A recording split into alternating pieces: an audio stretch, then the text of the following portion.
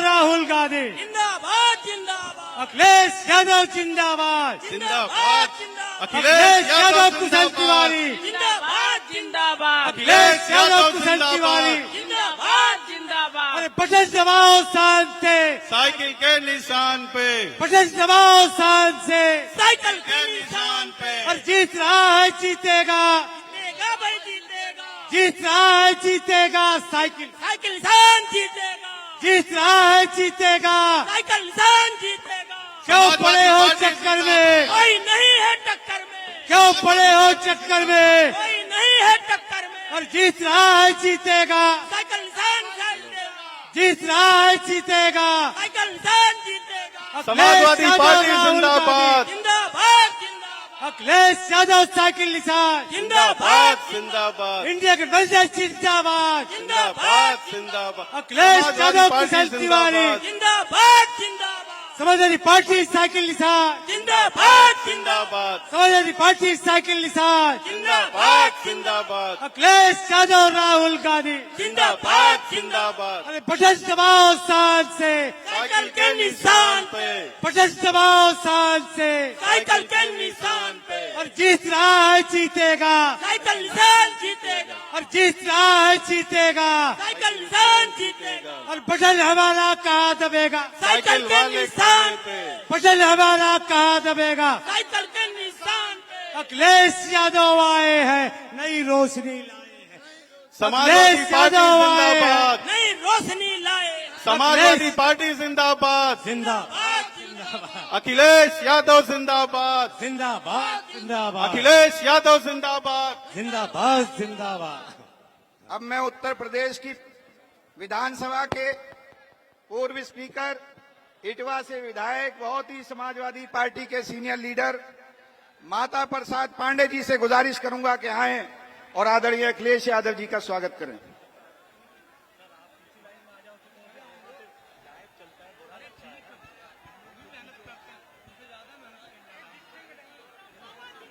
लोगों,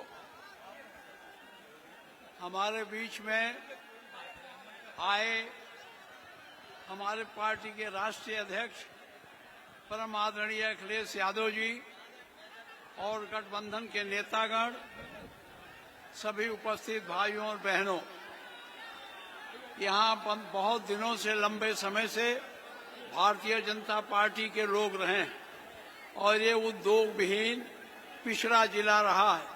जब जब चुनाव होता है, नए नारे देकर इसे उद्योग शून्यता से दूर ले जाने की बात होती है, लेकिन आज तक भी यहाँ किसी प्रकार का उद्योग नहीं लगा, जबकि लगातार ये लोग 20 वर्षों से यहाँ सांसद हैं।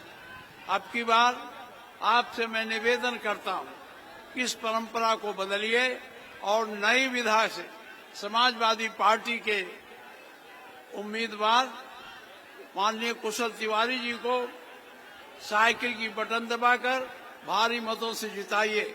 आप जानते हैं, जब जब माननीय अखिलेश जी की सरकार होती है, सिद्धार्थनगर के विकास का रास्ता खुल जाता है।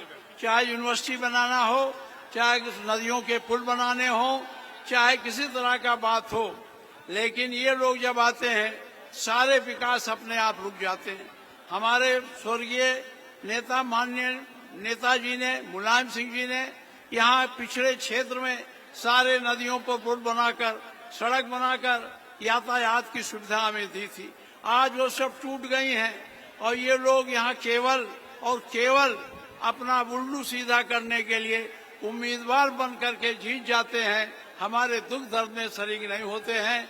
मैं ज्यादा ना बोलकर, क्योंकि हमारे राष्ट्रीय अध्यक्ष जी आए हैं, मैं आपसे एक ही अपील करना चाहता हूं, जो जोश खरोश आपके क्षेत्र में है उसे 25 तारीख तक बरकरार रखिएगा। अपने एक एक वोट को किसी भी तरह से बैलेट पेपर के उसमें बटन दबाकर डालिएगा। ये सही है कि प्रशासन के तरफ से जगह जगह बाधाएं खड़ी होंगी, लेकिन उससे डरिएगा नहीं। अगर आप डर जाएंगे तो आपका जो उद्देश्य है वो फेल हो जाएगा। बिना भय के आप लोग समाजवादी पार्टी का जो चुनाव निशान है साइकिल, उसकी बटन दबाइए। मैं अपने तरफ से इस जिले के तरफ से, अपने क्षेत्र के तरफ से अपने आदरणीय अध्यक्ष जी का हार्दिक स्वागत और अभिनंदन करता हूं।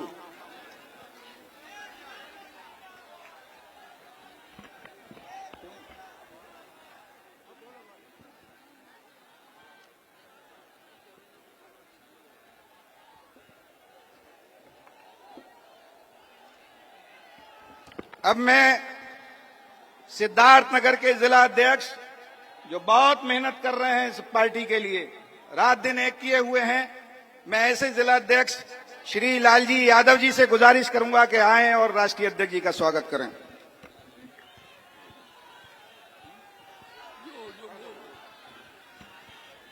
आज सिद्धार्थनगर जंग की धरती पर हम लोगों के महबूब नेता राष्ट्रीय अध्यक्ष माननीय अखिलेश यादव जी, मंच पर उपस्थित समाजवादी पार्टी इंडिया गठबंधन के सभी नेता और इस कार्यक्रम का संचालन कर रहे बरेली से आए हम लोगों के महबूब विधायक पूर्व मंत्री आदरणीय अतुल रहमान साहब, आज सिद्धार्थनगर जनपद पर माननीय राष्ट्रीय अध्यक्ष के आगमन पर आप सब की तरफ से हार्दिक स्वागत अभिनंदन करता हूं और साथियों अपील करता हूं कि माननीय अध्यक्ष की इच्छा है कि सिद्धार्थनगर जनपद भारी मोहब्बत से हम इंडिया गठबंधन के प्रत्याशी जीते हैं। इसी अपील के साथ अपनी बात खत्म करते हुए अनुरोध करना चाहता हूं, माननीय राष्ट्रीय अध्यक्ष समाजवादी पार्टी उत्तर प्रदेश लखनऊ, सादर निवेदन है कि राम सेवक लोधी अध्यक्ष युवजन सभा सिद्धार्थनगर के अथक प्रयास से हमारे साथ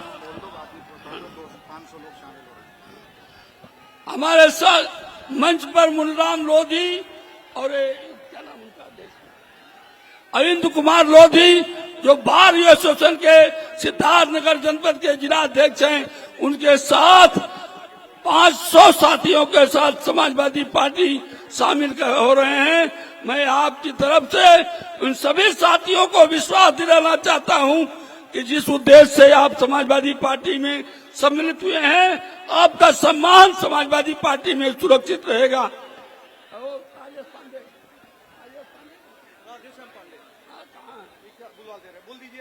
आज सबसे खुशी की बात है 2022 का बहुजन समाज पार्टी से चुनाव लड़ चुके आदरणीय आर.एस. पांडे अपने साथियों के साथ, बी.एन. त्रिपाठी जो नगर पालिका का चुनाव लड़े बसपा से, तमाम सैकड़ों साथियों के साथ आज माननीय राष्ट्रीय अध्यक्ष के नीतियों में आस्था व्यक्त करते हुए बहुजन समाज पार्टी छोड़कर शामिल हो रहे हैं। मैं उनसे भी अनुरोध करता हूं कि माननीय आर.एस. पांडे कहीं भी हो मंच पर आने का कष्ट करें और मैं सभी आए हुए नौजवान साथियों, इंडिया गठबंधन के सभी नेताओं समर्थकों का आपकी इस मंच से शामिल कर रहे हैं और डॉक्टर जुबेर बहुजन समाज पार्टी इटवा के हैं, छोड़ के समाजवादी पार्टी ज्वाइन कर रहे हैं। मैं उनका भी समाजवादी पार्टी माननीय राष्ट्रीय अध्यक्ष की तरफ से हार्दिक अभिनंदन स्वागत करता हूं और उनको भी विश्वास दिलाता हूं कि उनका भी विश्वास समाजवादी पार्टी में है, वो हम लोगों की तरफ से उनके विश्वास में कोई कमी नहीं आएगी। और कोई है?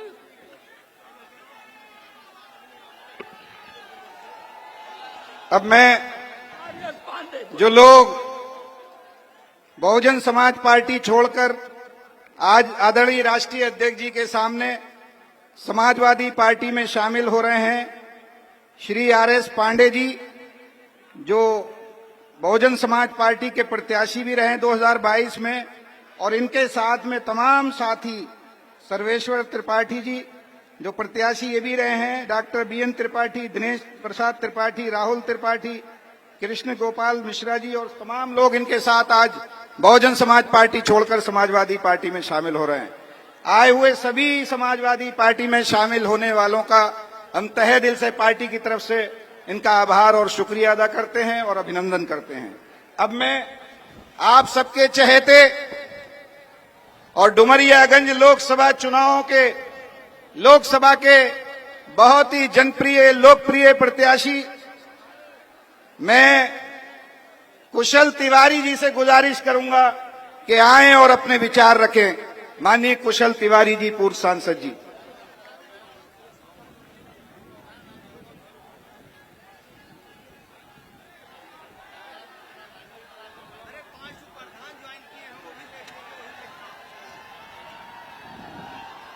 उनको बुलाने से पहले इटवा से डॉक्टर जुबैर अहमद साहब, जो बहुजन समाज पार्टी के जिला सचिव हैं, पूर्व जिला पंचायत सदस्य रहे हैं और पूर्व प्रत्याशी भी रहे नगर पंचायत अध्यक्ष के, मैं इनसे ये आज बहुजन समाज पार्टी छोड़कर आदरणीय राष्ट्रीय अध्यक्ष जी के सामने समाजवादी पार्टी में शामिल हो रहे हैं। आप सब लोग तालियां बजाकर इनका स्वागत करें। अब मैं शोहरतगढ़ विधानसभा के राघवेंद्र द्विवेदी जी, पूर्व विधानसभा प्रभारी, भारतीय जनता पार्टी युवा मोर्चा शोहरतगढ़, अपने तमाम साथियों के साथ आज भारतीय जनता पार्टी छोड़कर आदरणीय राष्ट्रीय अध्यक्ष जी के सामने समाजवादी पार्टी में शामिल हो रहे हैं। मैं इन सब लोगों का बहुत बहुत स्वागत करता हूं समाजवादी पार्टी में। और ये उसका के प्रधान हैं उमेश पांडे जी प्रधान जी, लवकुश राजभर प्रधान जी, राम केवल शर्मा जी प्रधान जी, ये भी सब लोग भारतीय जनता पार्टी छोड़कर आज समाजवादी पार्टी में शामिल हो रहे हैं। मैं अब आपके हमारे सबके लोकप्रिय प्रत्याशी समाजवादी पार्टी इंडिया गठबंधन के प्रत्याशी कुशल तिवारी जी से गुजारिश करूंगा। अमित निषाद इधर आ जाएं, जो भी जिला पंचायत सदस्य हैं मंच पर आ जाएं। अब मैं हमारे और आपके बहुत ही शानदार प्रत्याशी, और मैं यहां पर लगभग 7-8 दिन से घूम रहा हूं, सब लोग आदरणीय राष्ट्रीय अध्यक्ष जी आपकी बहुत तारीफ कर रहे हैं कि आपने प्रत्याशी चयन में जो जिस तरह से प्रत्याशी को चयन किया है, आप सब लोग आपका बहुत बहुत धन्यवाद, आभार व्यक्त कर रहे हैं। मैं कुशल तिवारी जी से गुजारिश करूंगा कि वो आए और आपके बीच में अपनी बात रखें।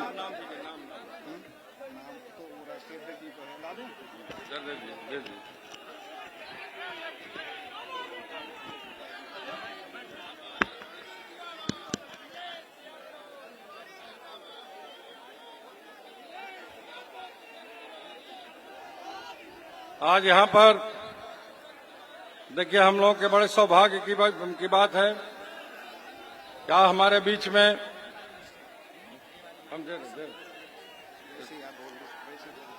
रहे हैं यार, हमारे राष्ट्रीय अध्यक्ष, हम लोगों के नेता परम आदरणीय माननीय अखिलेश यादव जी, जिनकी बात सुनने के लिए हम आपके बीच में यहाँ पर इकट्ठा हुए हैं। इस सभा की अध्यक्षता कर रहे पूर्व विधानसभा अध्यक्ष आदरणीय माता प्रसाद पांडे जी, इस जनपद के जिला अध्यक्ष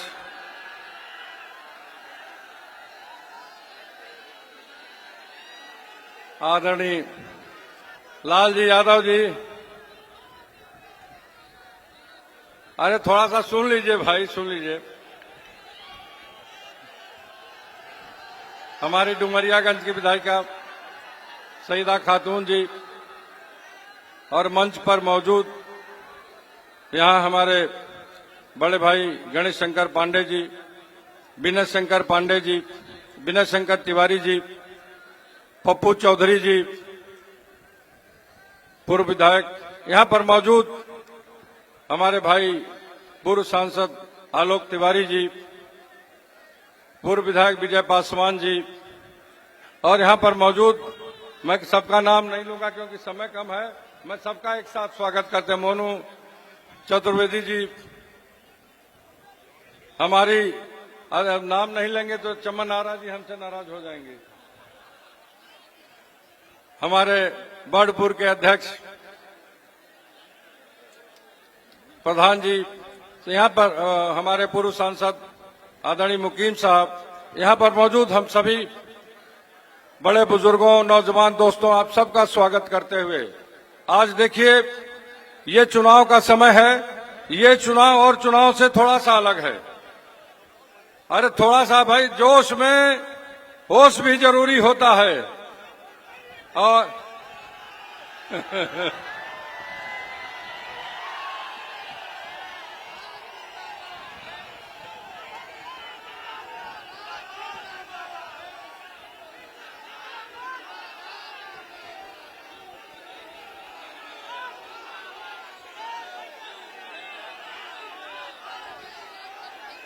आज ये चुनाव और चुनाव से देखिए, अब तक आप लोग वोट डालते थे सांसद चुनने के लिए, अब ये वोट जो पड़ने जा रहा है संविधान की रक्षा के लिए।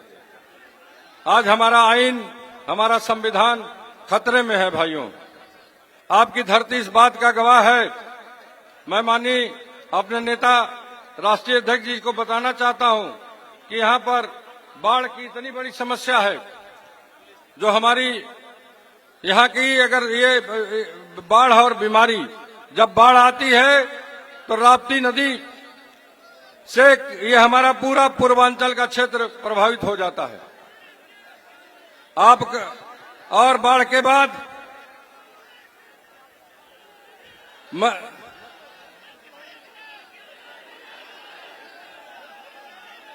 अब मैं आपसे आप ही की बात कर रहा हूं भाई, वकालत कर रहा हूं आपकी कि भाई ये जिले की बात कर रहा हूं, इस जनपद की बात कर रहा हूं। जनपद के विकास की बात है कि बाढ़ से की हमारी सबसे बड़ी समस्या है। और बाढ़ के बाद जब पानी जम जाता है तो तमाम सारी बीमारियां पैदा होती हैं। यहां पर मैं माननीय अध्यक्ष जी आपसे बताना चाहता हूं कि इंसेफेलाइटिस जैसी बीमारी से सबसे ज्यादा मौतें अगर कहीं हुई हैं तो हमारे इस सिद्धार्थनगर जनपद में हुई हैं। और यहां पर तमाम ऐसी चीजें हैं, बेरोजगारी की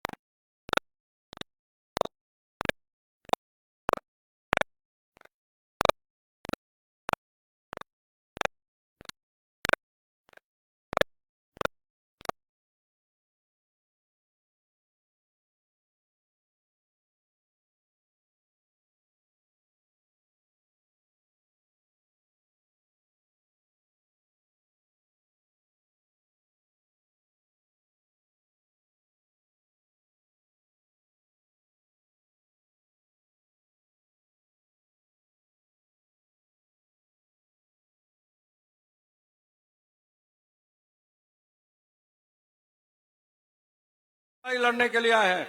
आपके मान सम्मान के साथ कतई किसी कीमत पर कोई समझौता हम नहीं करने जा रहे हैं।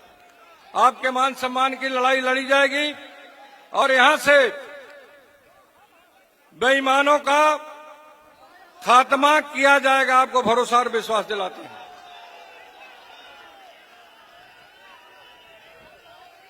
आपका इतनी बड़ी तादाद में मौजूद होना, हम लोगों को आशीर्वाद देना और हमारे नेता आदरणीय माननीय अखिलेश यादव जी का हौसला बढ़ाना, ये एहसान हम आपका कभी नहीं भूल पाएंगे।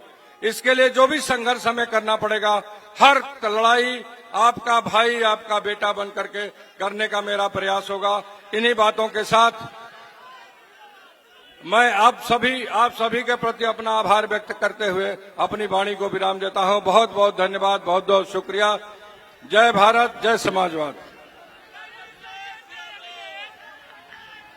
अब मैं हमारे और आपके दलितों, मजलूमों, अल्पसंख्यकों के नेता और इस देश का भविष्य आदरणीय राष्ट्रीय अध्यक्ष जी से गुजारिश करूंगा कि आए और अपने विचार रखें। अखिलेश यादव जिंदाबाद। जिंदाबाद जिंदाबाद।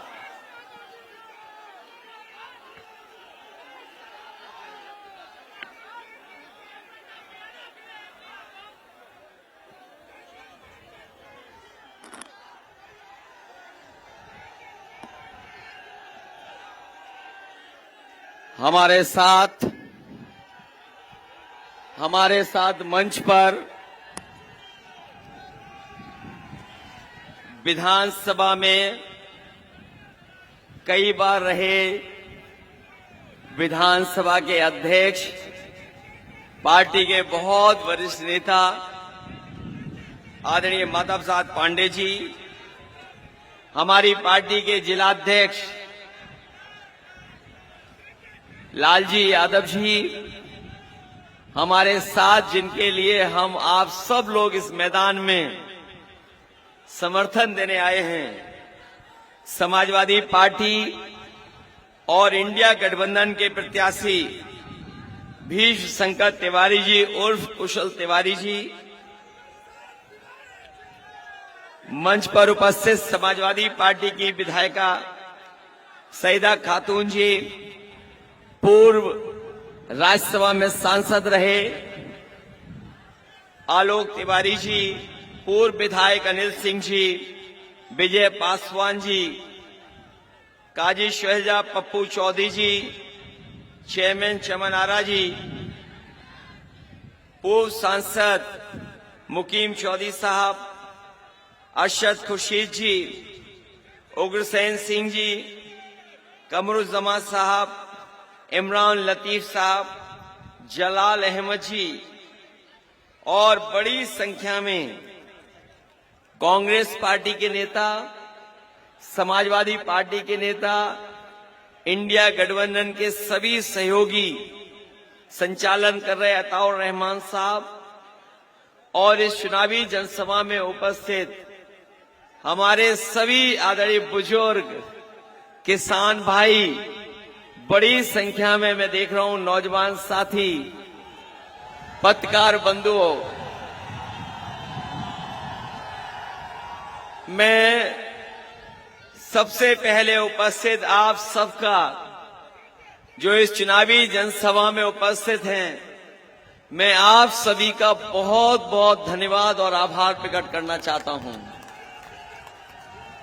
जहां पंडाल में हमें बड़ी संख्या में लोग दिखाई दे रहे हैं, लेकिन मैं देख रहा हूं जहां पंडाल नहीं है और बड़ी संख्या में लोग बिना परवाह किए हुए धूप की थोड़ा बहुत अपना गमछे का सहारा लेकर के बड़ी संख्या में हमें चारों तरफ लोग दिखाई दे रहे हैं। जहां लोग हमें देख भी नहीं पा रहे वहां भी लोग खड़े हैं। दूर पानी की टंकी में पूरी टंकी ऊपर तक पानी है नहीं है, लेकिन लोग उस पर बैठे हमें दिखाई दे रहे हैं। उधर पीछे हेलीकॉप्टर तक या पीछे जहां तक मैदान है, ये चुनाव 2024 का बहुत अलग चुनाव होता जा रहा है।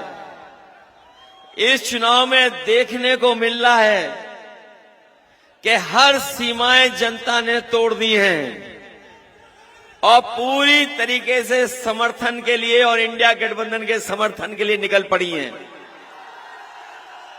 पूरी जनता दिखाई दे रही है समर्थन देती हुई। और इस बार तो अभी मैं और राहुल गांधी जी इंडिया गठबंधन के कार्यक्रम में इलाहाबाद और फूलपुर गए थे। हम लोगों ने देखा कि उम्मीद से ज्यादा समर्थन वाले लोग दिखाई देने लगे। इतना समर्थन, इतने बड़े पैमाने पे लोग आए और जैसे जैसे चुनाव आगे बढ़ता जा रहा है, हर चरण में जनता का गुस्सा भारतीय जनता पार्टी के खिलाफ बढ़ता चला जा रहा है।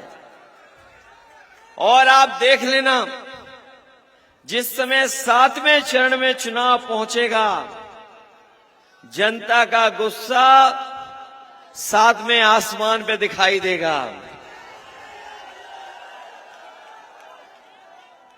ये लोकतंत्र का 2024 का विशेष चुनाव है। याद रखना, जिस तरीके से कभी समुद्र मंथन हुआ था, उसी तरीके से आज 2024 का चुनाव संविधान मंथन का चुनाव है। एक तरफ वो लोग हैं जो संविधान को हटाना चाहते हैं, मिटाना चाहते हैं, बदलना चाहते हैं, और दूसरी तरफ समाजवादी पार्टी और इंडिया गठबंधन के लोग हैं जो संविधान की रक्षा करना चाहते हैं। और आज के दिन आप भी संकल्प लीजिए कि जो लोग संविधान बदलने के लिए निकले हैं, उन सबको बदलने का काम ये की जनता करेगी। न केवल बदलाव आ रहा है, सरकार तो बदलेगी बदलेगी, इनका मंत्रिमंडल भी बदलेगा। मंत्रिमंडल के साथ साथ मीडिया मंडल भी बदल जाएगा।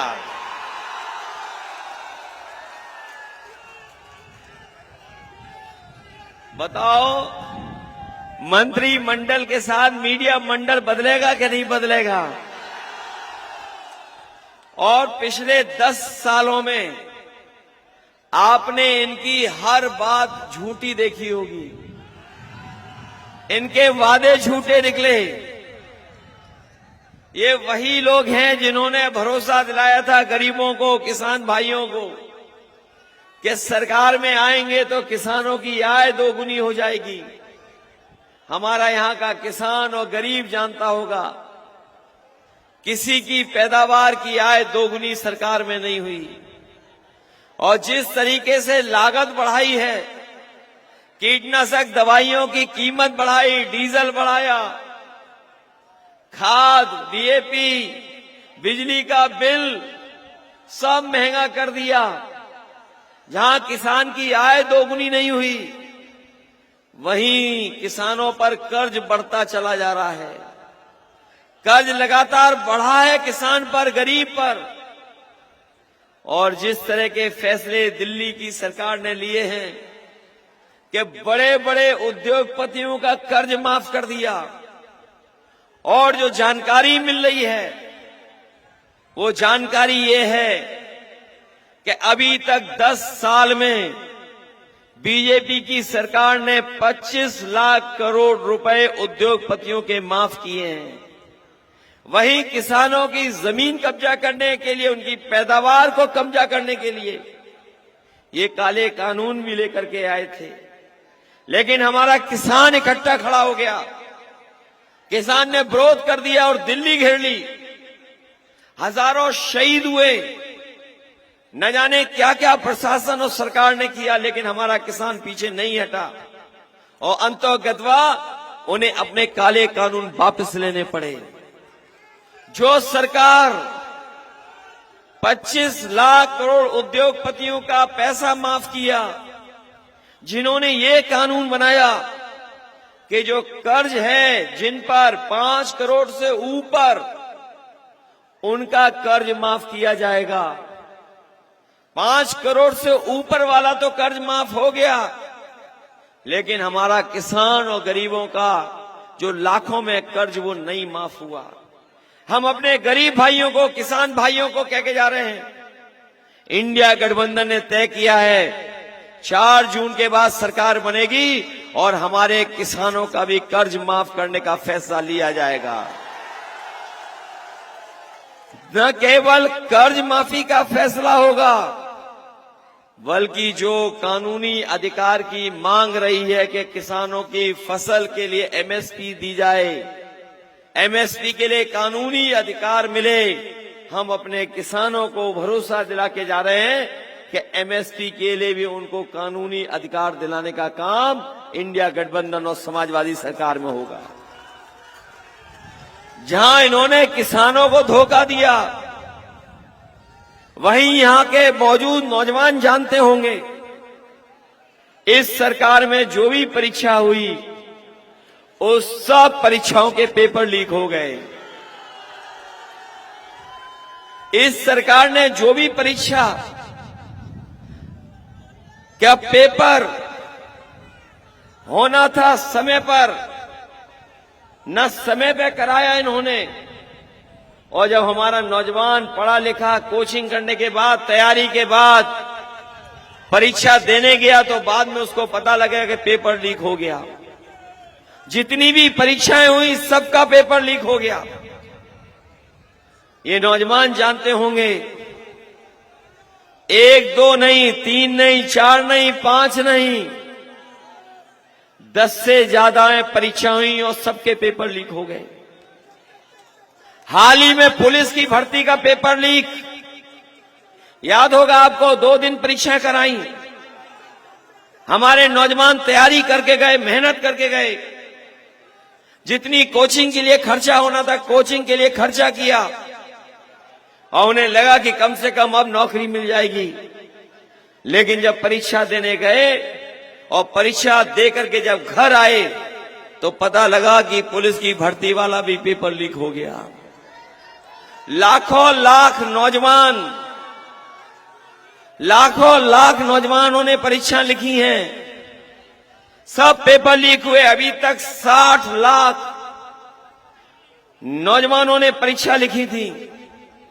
और अगर 60 लाख बच्चों के परिवार के मां बाप को केवल हम जोड़ दें, अगर एक परिवार के 3 लोग भी अगर सरकार से नाराज हैं, तो बताओ 60 लाख बच्चों का पेपर लीक से भविष्य अंधकार में डाला तो कुल मिलाकर के कितने हो गए लोग?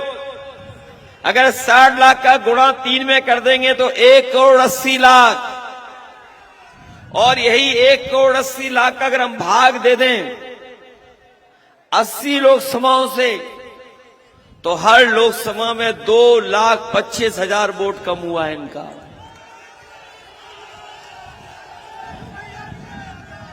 बताओ किसी को नौकरी दी हो इन्होंने तो बताओ हमें आप। और जो लखनऊ में बड़े बड़े आयोजन होते थे निवेश को लेकर के, जिसमें बड़े बड़े उद्योगपति, बड़े बड़े कारोबारियों को बुलाया इन्होंने, देश के प्रधानमंत्री, राष्ट्रपति सब लोग आए, लेकिन बताओ सिद्धार्थनगर में कोई निवेश आया हो तो बता दो।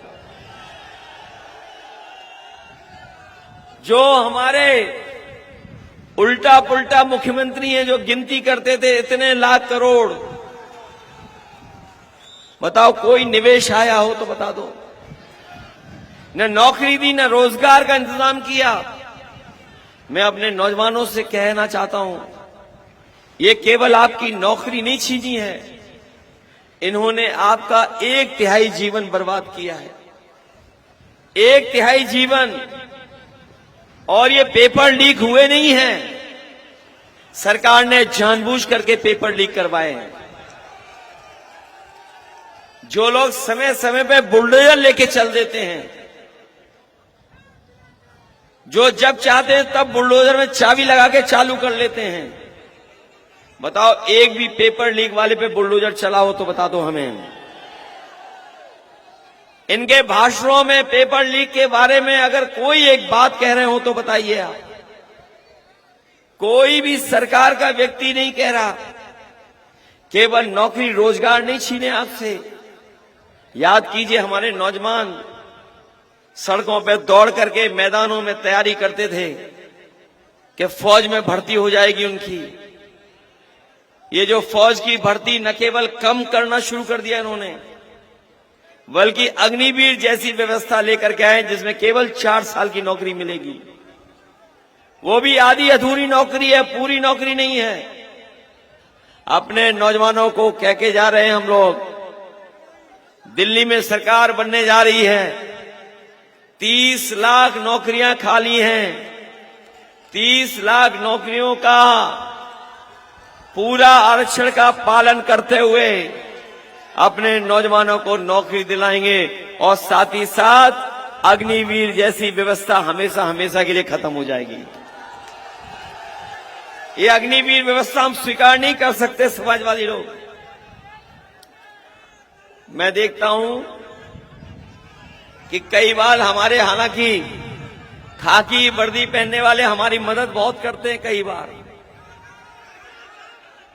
लेकिन मैं इन्हें भी सावधान करना चाहता हूं। अभी तो फौज की नौकरी 4 साल की हुई है, ये बीजेपी वाले आ गए तो खाकी वर्दी पहनने वालों की नौकरी 3 साल की हो जाएगी।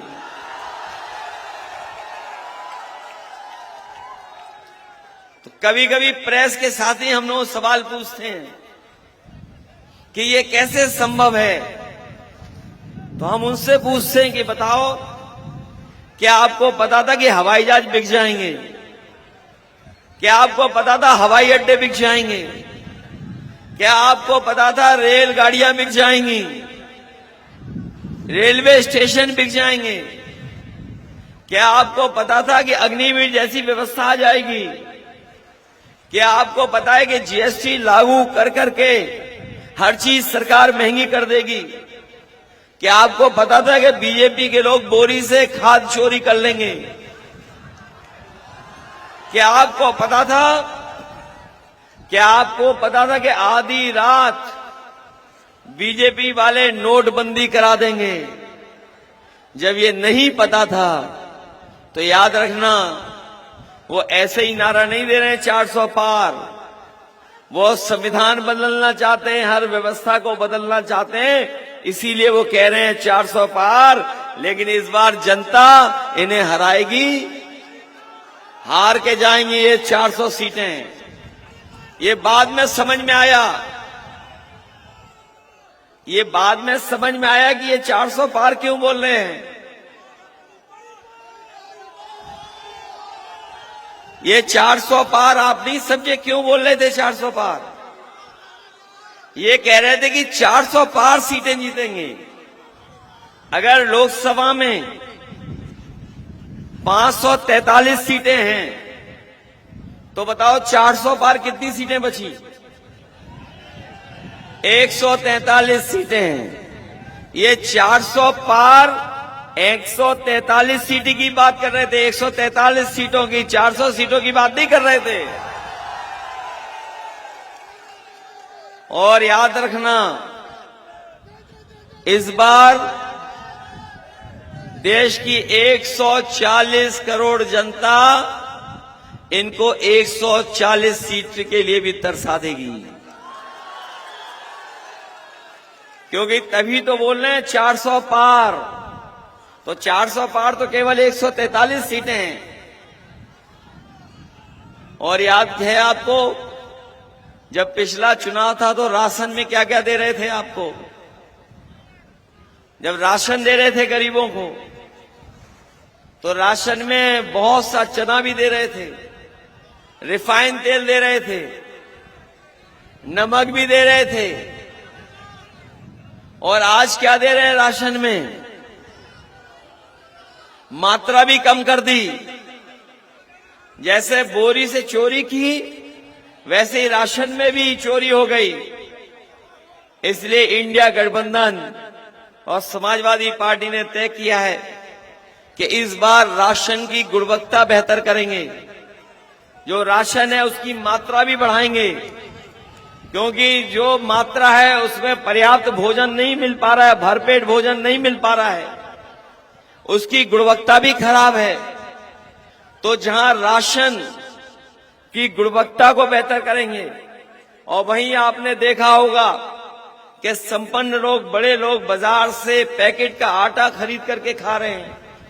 वो न केवल गुणवत्ता में अच्छा है बल्कि कई बार वो पौष्टिक भी है। इसलिए इंडिया गठबंधन समाजवादी पार्टी ने तय किया है कि आने वाले समय में 4 जून के बाद सरकार बनेगी तो राशन को तो बढ़ाएंगे ही बढ़ाएंगे, गुणवत्ता भी ठीक करेंगे, लेकिन पैकेट के आटा के साथ साथ डाटा भी फ्री देने का काम होगा। पैकेट का आटा आपके स्वास्थ्य के लिए, पौष्टिक आटा आपके स्वास्थ्य के लिए, और डाटा आपको जानकारी हासिल हो जाए इसके लिए।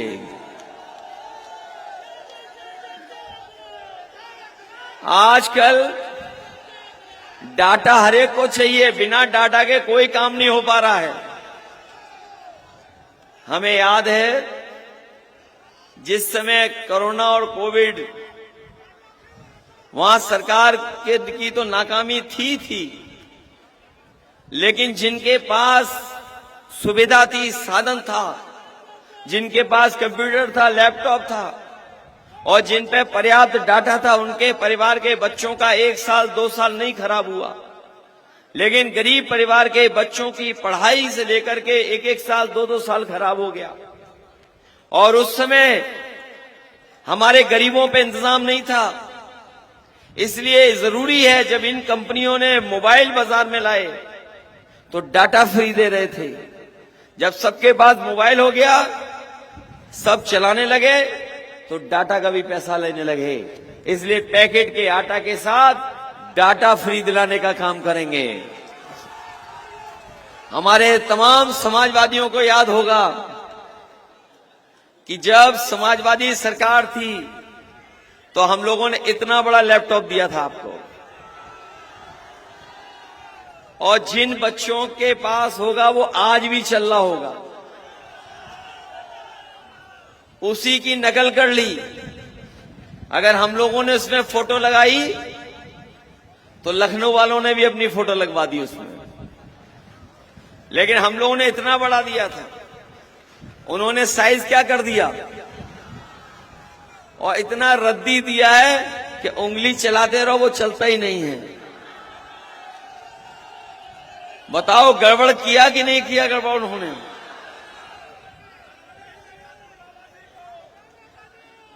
इसलिए हम आपसे इस चुनाव में आपसे सहयोग और मदद मांगने आए हैं, सहयोग और मदद मांगने आए हैं। अभी तक के जो 4 चरणों का चुनाव और जो आज वोट पड़ रहा है, इन भारतीय जनता पार्टी के लोगों की हालत खराब हो गई है। इनको समझ में नहीं आ रहा क्या करें। इनके जो पंडाल लग रहे हैं, पता कर लेना बीजेपी वालों के पंडाल, वहां कोई उन्हें सुनने भी नहीं जा रहा, और देखने भी नहीं जा रहा उनको, न सुनने जा रहा उनका कोई, उनको सुनने कोई नहीं जा रहा है। और 5वां चरण का वोट पड़ रहा है, इसमें बीजेपी के लोग बहुत पीछे छूट जाएंगे। इस बार तो माहौल आपको पता लग रहा होगा कैसा माहौल है। बताओ इंडिया गठबंधन की हवा चल रही है कि नहीं चल रही है? और जब आज सभा हुई तो मौसम भी बदल गया आपकी वजह से। आज बताओ बदलाव लाओगे कि नहीं बदलाव लाओगे? इन्होंने 10 साल में बताओ महंगाई बढ़ा दी कि नहीं बढ़ा दी? डीजल पेट्रोल जरूरत का सामान तो महंगाई हुआ ही हुआ है। ये नौजवान जानते होंगे, आज से 10 साल पहले बताओ मोटरसाइकिल कितने रुपए की आती थी? कितने रुपए की आती थी? और आज कितने की आ रही है? 1 लाख से ऊपर आ रही कि नहीं आ रही? और बाजार में पता कर लेना, बताइए बुखार, पेट दर्द, किसी की भी दवा लेने जाओगे, बताओ दवाई महंगी हो गई कि नहीं हो गई? पहले डॉक्टर जो दवा देते थे 500 मिलीग्राम पैरासिटामोल से ही बुखार उतर जाता था। पत्रकार साथी जानते होंगे, बताओ आज कितने पैरासिटामोल की दे रहे हैं गोली?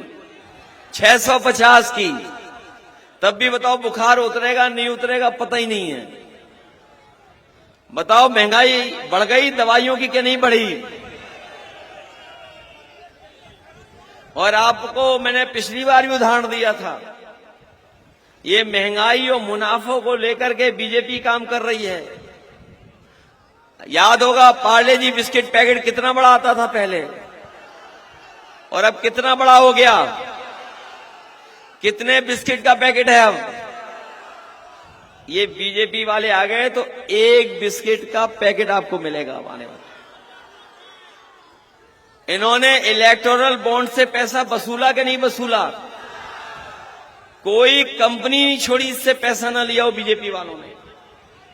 सब बड़ी कंपनियों से पैसा वसूल लिया। किसी से 1000 करोड़ लिया, किसी से 600 करोड़ लिया, किसी से 500 करोड़ लिया। और ये जो वैक्सीन लगवाते फिर रहे थे हमें और आपको, बताओ वैक्सीन वालों से भी पैसा वसूला कि नहीं वसूला? कितना पैसा वसूला उन्होंने वैक्सीन वालों से?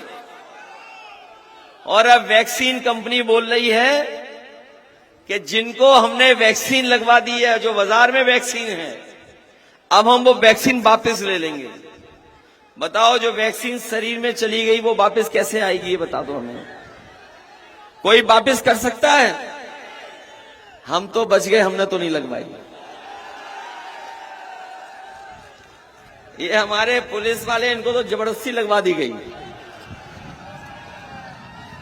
और आज भी अखबार पढ़ लो, आज भी अखबार में निकला है कि 2 कम उम्र के लोगों को हार्ट अटैक हो गया वैक्सीन की वजह से।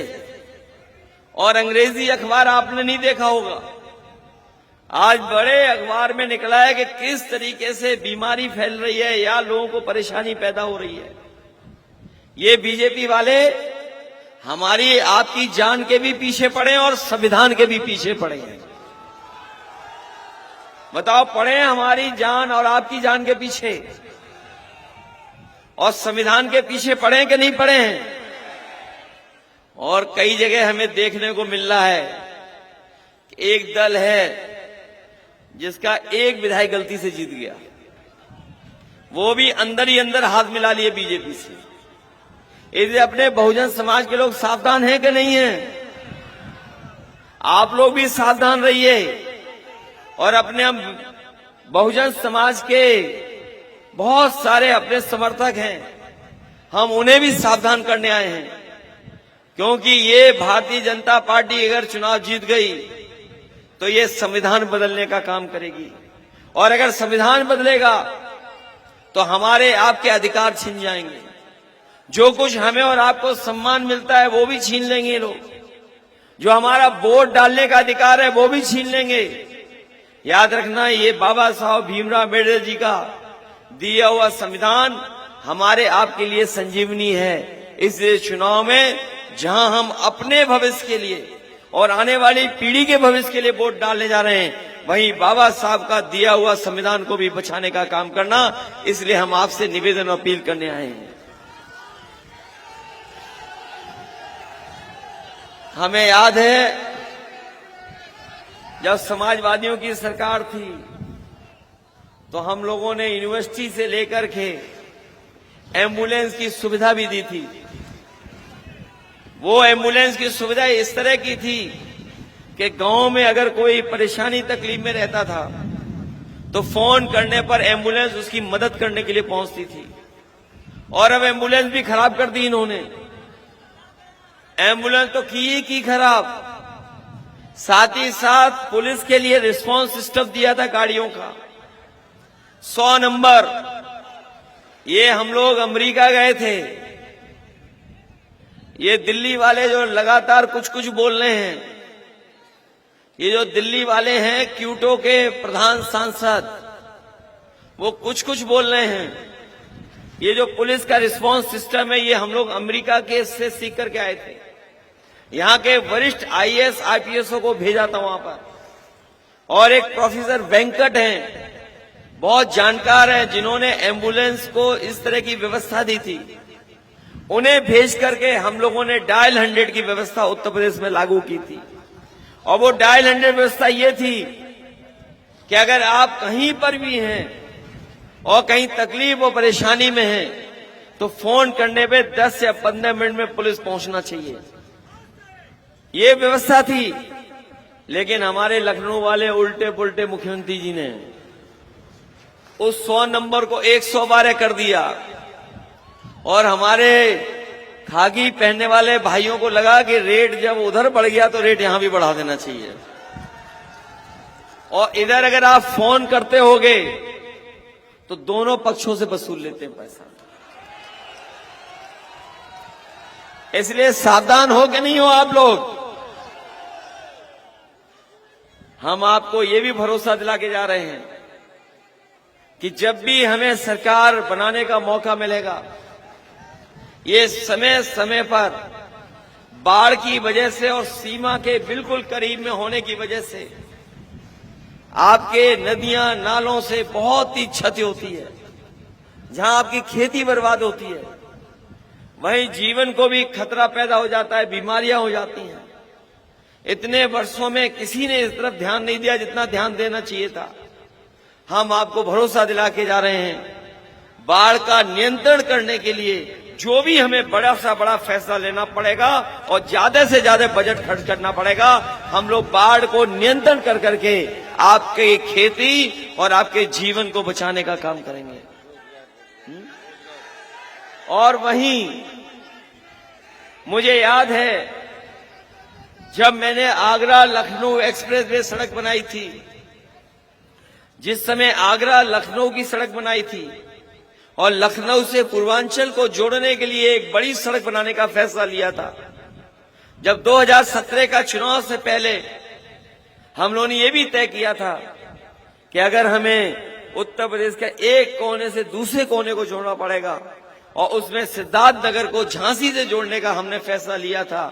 वो काम इन्होंने नहीं किया, उसको वहीं का वहीं छोड़ दिया।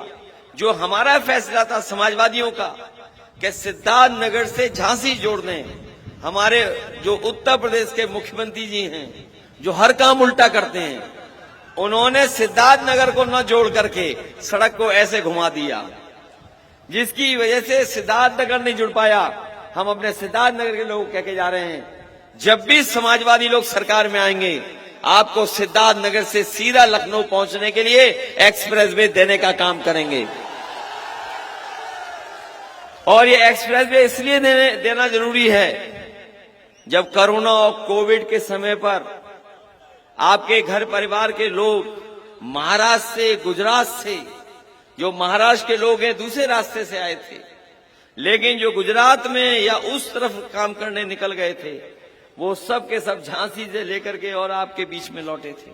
हम ये भी जानते हैं कि बहुत रोजगार और नौकरी की व्यवस्था नहीं है, इसीलिए हम लोग कह रहे हैं सरकार की 30 लाख नौकरियां खाली हैं, उन नौकरियों को दिलाने के लिए और आरक्षण को सही लागू कर करके अपने नौजवानों को 30 लाख नौकरियों में जोड़ने का काम करेंगे।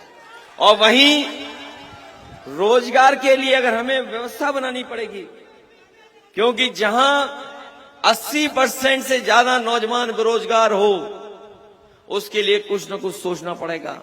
इन लोगों ने तो 1/3 जीवन बर्बाद कर दिया नौजवानों का, लेकिन हम लोग अपने नौजवानों का भविष्य और नौजवानों के हाथ में कैसे सम्मान का रोजगार मिले, उस दिशा में फैसला लेंगे, जिससे हमारा नौजवान भी सम्मान का जीवन जी सके।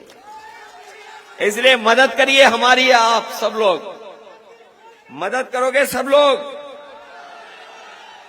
जहां पुलिस भर्ती होगी, फौज की भर्ती भी बढ़ाएंगे और अग्नि व्यवस्था हमेशा हमेशा के लिए खत्म हो जाएगी। इसलिए इस चुनाव में मदद करो हम लोगों की। ये मैंने सुना है बीजेपी वाले कुछ पर्चा छपा करके हेरा फेरी करना चाहते हैं। कहीं हेरा फेरी से सावधान रहोगे कि नहीं रहोगे? अभी देखने को मिल रहा है कि हमारे समाजवादियों को इंडिया गठबंधन के वोट को भी रोकने की कोशिश कर रहे हैं। बताओ, सिद्धार्थनगर वालों, रुक तो नहीं जाओगे आप लोग? ये लोग तो बाढ़ में भी काम चला लेते हैं, तो अगर कोई रोके तो रास्ता निकाल लोगे? कैसे पहुंचोगे बूथ पर? सब लोग पहुंच जाओगे? इस चुनाव में तो हम भी लड़े थे, हम भी जीत गए हैं। रिजल्ट तो तब आएगा बाद में, लेकिन जनता ने हमें जिता दिया बहुत अच्छे वोटों से। बताओ, यहां भी जिताओगे समाजवादियों को? साइकिल तो नहीं भूल जाओगे? और इसलिए मत भूलना ये संविधान बचाने का चुनाव है, इसलिए भूल तो नहीं जाओगे आप लोग। इन्होंने गरीबी बढ़ाई, महंगाई बढ़ाई और लोगों को धोखा दिया, झूठ बोला इन्होंने। बताओ झूठ बोला कि नहीं बोला इन्होंने? इन दोनों में कंपटीशन है कि लखनऊ वाला बड़ा झूठ बोले कि दिल्ली वाला बड़ा झूठ बोले। बताइए मुकाबला है कि नहीं है? इसलिए सब लोग मदद करना मिलकर के इस ऐतिहासिक कार्यक्रम के लिए मैं बधाई देता हूं। न केवल यहां से मैं देख रहा हूं जीत होगी, बल्कि रिकॉर्ड मतों से आप जिताने जा रहे हो। बहुत बहुत धन्यवाद।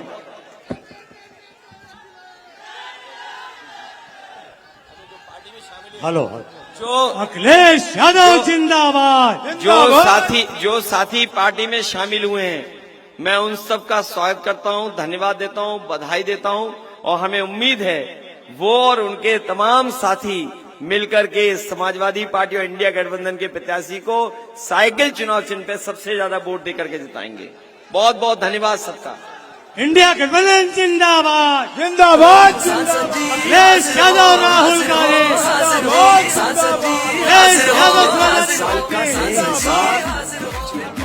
क्या दिया क्षेत्र को दे जवाब। बहुत हुए प्रचार के किस्से, क्या सच में आया जनता के हिस्से। सांसद जी आकर के हिस्से, सांसद जी आकर बदलाओ, नहीं तो वापस फिरना आओ, नहीं तो वापस फिरना आओ, नहीं तो वापस फिरना आओ। हाजिर हो सांसद जी, हाजिर हो, हाजिर हो, हाजिर हो सांसद जी, हाजिर हो। किसान को भूले वोट को लेकर आए दुगनी का जुमला देकर, छुट्टा पशुओं ने किया नाक में दम करी। संतोष गाना बंद करो। अखिलेश यादव सहमी सी हर लड़की नारी, बिन बिजली के अरे खड़ा है खंबा, बिन पानी के नल का बम्बा, जेब भरी पर भरा न गड्ढा, बिन दवा इलाज पर जान है दद्दा। दुगना हुआ महंगाई से खर्चा,